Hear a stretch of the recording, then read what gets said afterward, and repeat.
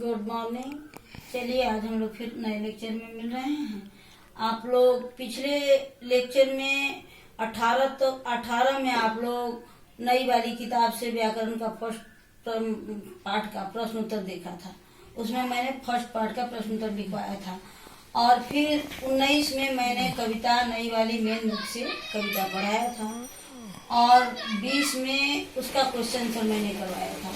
2 question answer मैंने करवाया था और बाकी क्वेश्चन आंसर आज मैं करवाने जा रही हूँ। ये सब क्वेश्चन नंबर 2 है। इसमें लिखा गया है कि इन पंक्तियों का भाव लिखिए, भावार्थ लिखिए। भाव माने किसी बात के कहने के पीछे हमारा क्या भाव होता है, क्या भावना होती है, उसको व्यक्त करना है, उसको बताना है। और यहाँ पंक्ति दिया गया है कि काट अंध उर के बंधन स्तर बहा जननी ज्योतिर्मय निर्जय, और इसका भाव हमें बताना है। तो यहाँ उत्तर है, भाव का मतलब होता है कि उस पंक्ति के पीछे कवि की क्या भावना है, वह पंक्ति लिखने के पीछे कवि क्या कहना चाह रहा है, क्या बताना हमें चाह रहा है। भावार्थ में उसकी भावना को देखा जाता है। तो यहाँ उत्तर लिखा गया है कि प्रस्तुत पंक्ति सूर्यकांत त्रिपाठी निराला द्वारा रचित सरस्वती वंदना से ली गई है। इस कविता का शीर्षक है सरस्वती वंदना। इस पंक्ति का भाव है कि माँ सरस्वती हमारे भीतर के सभी अंधकार रूपी बंधन को काट कर दूर कर दे, हमें बुराइयों से मुक्त कर दे। कवि जो है सो इन पंक्तियों के माध्यम से सरस्वती माँ से प्रार्थना कर रहा है कि हे माँ, तुम हमारे भीतर की सारी बुराइयों को दूर कर दो और हमें पवित्र और निर्मल बना दो, तो दूर कर दे और हमें बुराइयों से मुक्त कर दे तथा हमारे भीतर प्रकाश रूपी निर्मल तथा पवित्र झरना बहा दे। हमारा विचार अमृत के समान पवित्र हो जाए। यहाँ बहा दे ताकि हमारा विचार अमृत के समान पवित्र हो जाए, इसका यही भाव है। बहुत ज्यादा लंबा नहीं कर रही हूँ ताकि आप लोगों को दिक्कत लिखने में नहीं हो। इतना ही पर मैं इसको, जितना ही क्लास बढ़ता है उतना ही भावार्थ या व्याख्या बढ़ते जाता है, लेकिन आप लोग की क्लास लाइक इतना ही ठीक है। इसको आप लोग पॉज करके नोट कीजिए।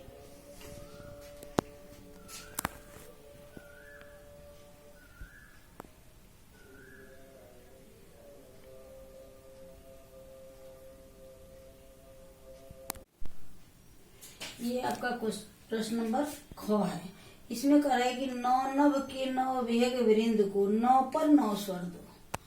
अब इस पंक्ति के पीछे कवि की क्या भावना है, इस प्रश्न में उनके भीतर की भावना को व्यक्त करना है।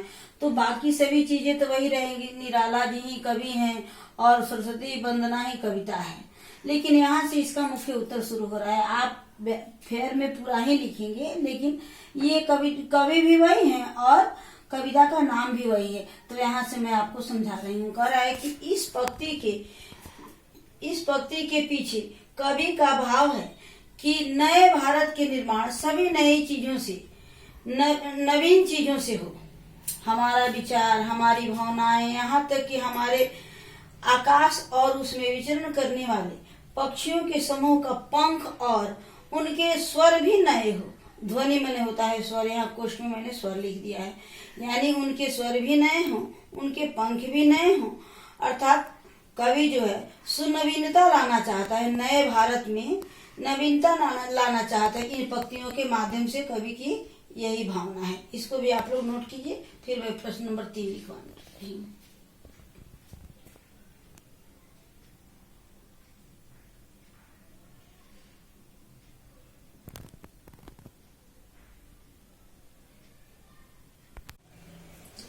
ये आप लोग का प्रश्न नंबर 3 है। इसमें दिया है कि निम्नलिखित की सब प्रसंग व्याख्या कीजिए। इसमें व्याख्या करना है। पहले वाला में भावार्थ था, क्वेश्चन नंबर 2 में भावार्थ लिखना था और इसमें व्याख्या करना है। और इसका प्रश्न नंबर क है। कह रहे कि वरदे वीणा वादनी वरदे प्रिय स्वतंत्र रहो अमृत मंत्र न भारत में भर दे। ये आपकी पंक्ति हो गई और इसका यहाँ व्याख्या किया गया है। इसकी सप्रसंग व्याख्या, यानी ये कविता, किताब, कवि, ये सारी चीज व्याख्या में डालना होता है। व्याख्या आप जितना बड़ा चाहे लिख सकते हैं। तो यहाँ मैंने लिखा है कि प्रस्तुत पंक्ति हमारी पाठ्य पुस्तक कादम्बरी से ली गई। हमारी किताब का नाम क्या है?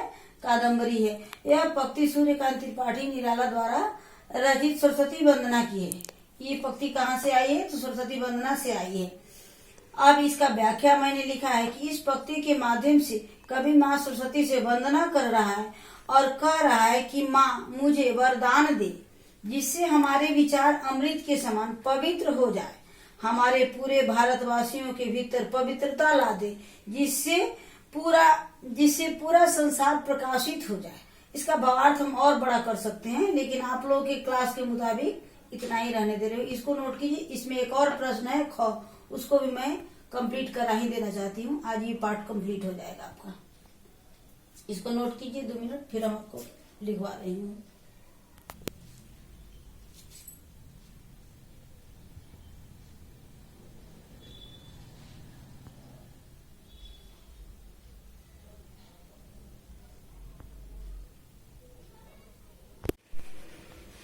ये आपका प्रश्न नंबर 3 का ख है। इसमें कह रहा है कि कलुष भेद तम हर। कलुष माने पाप बताए थे और भेद माने द्वेष होता है। तो कलुष भेद तम हर और प्रकाश भर, हमारे भीतर के भेदभाव रूपी पाप को हर ले और प्रकाश को भर दे और जगमग जग कर। और यहाँ जगमग मन होता प्रकाश और जग मने संसार और कर दे। तो हे माँ, तुम हमारे भीतर के भेदभाव रूपी पाप को हर ले और प्रकाश को भर दे। यह संसार को तुम जगमग कर दे, संसार को तुम जगमग कर दे, उस प्रकाश से तुम जगमग कर देते। इसका उत्तर है कि प्रस्तुत पंक्ति हमारी पाठ्य पुस्तक कादम्बरी से ली गई है और यह पंक्ति सूर्यकांत त्रिपाठी निराला द्वारा रचित सरस्वती वंदना से ली गई है। यह पंक्ति किस कविता से है?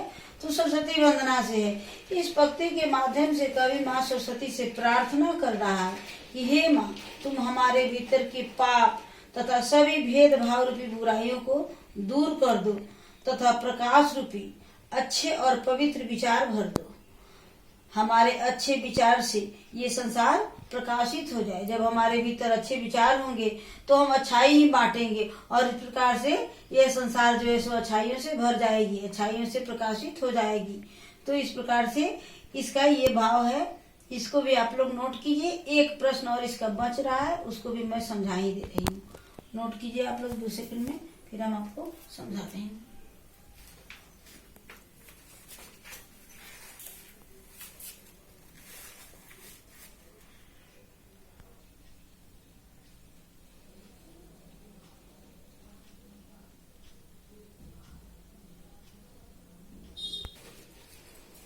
चलिए अब क्वेश्चन नंबर 4 हम लोग देख लें ताकि ये कंप्लीट ही हो जाए, ये पार्ट आपका कंप्लीट हो जाए।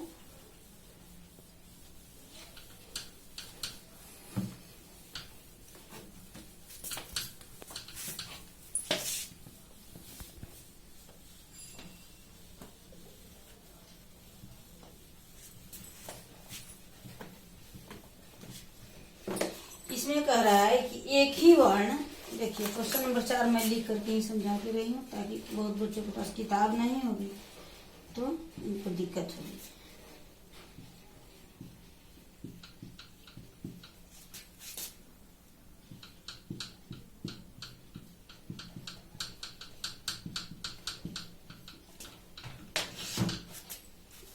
एक ही वर्ण या ध्वनि बार बार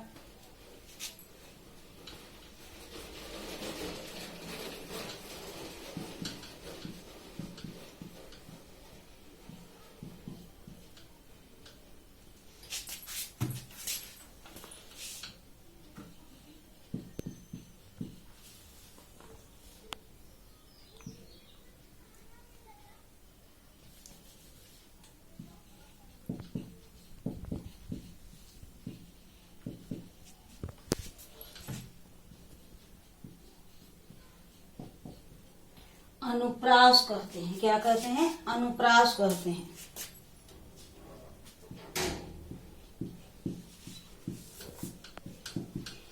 और इस कविता में कई ऐसे शब्द हैं जिसको बार बार रिपीट किया गया है, एक ही शब्द को बार बार प्रयोग किया गया है। देखिए ये कह रहा है कि प्रस्तुत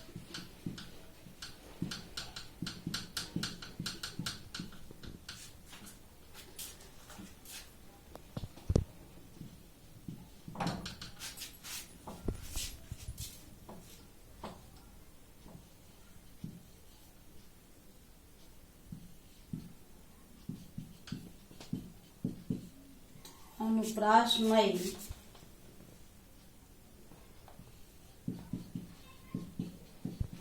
शब्दावली।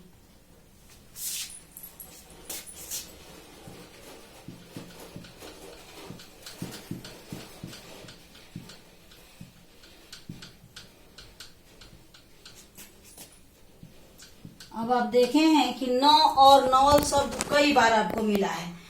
तो जब एक ही शब्द को हम बार बार रिपीट करते हैं, एक ही वर्ड को हम बार बार रिपीट करते हैं, बार बार दोहराते हैं किसी कविता में या किसी कहानी में, तो उसे कहते हैं आवृत्ति, अनुप्रास आवृत्ति। यह जो होता है सो आवृत्ति हो जाता है, बार बार पुनरावृत्ति होता है। एक ही चीज को हम 2 बार बोले, 3 बार बोले, एक ही कविता में एक ही शब्द का बार बार प्रयोग किए, तो इसको कहते हैं अनुप्रास। और इस कविता में एक ही शब्द को कई बार, जैसे हम आपको कविता पढ़ के बता दे रही हूँ, इस कविता को आप देखिए। इसमें 9 शब्द का बार बार प्रयोग किया गया है। तो कह रहा है कि इस कविता के उदाहरण देख करके आपको छांटना है। कविता मैंने बोर्ड पर लिखा था, कविता आपके पास किताब भी होगी। तो कह रहा है कि 3 उदाहरण छांट कर लिखिए। आप अपने कॉपी में, नोटबुक में जब ये कंप्लीट हो जाए, फेयर करें, तो क्वेश्चन नंबर 4 में 3 ऐसे शब्द को छांटना है, चुनना है, जिसका प्रयोग बार बार कविता में किया गया है। तो इसको आप लोग अपना HW समझिए, इसको अपनी कॉपी में आप लोग ऐसे शब्द को चुनिए जिसका बार बार प्रयोग किया गया है इस कविता में, और उसको अपने कॉपी में क्वेश्चन नंबर 4 में कम से कम 3 शब्द आपको चुन करके लिखना है। चलिए अब पार्ट 2 अगले वीडियो में मैं आपको कराऊंगी। आप इसको नोट कीजिए, बनाइए। हम अगले वीडियो में फिर आपसे मिलते हैं।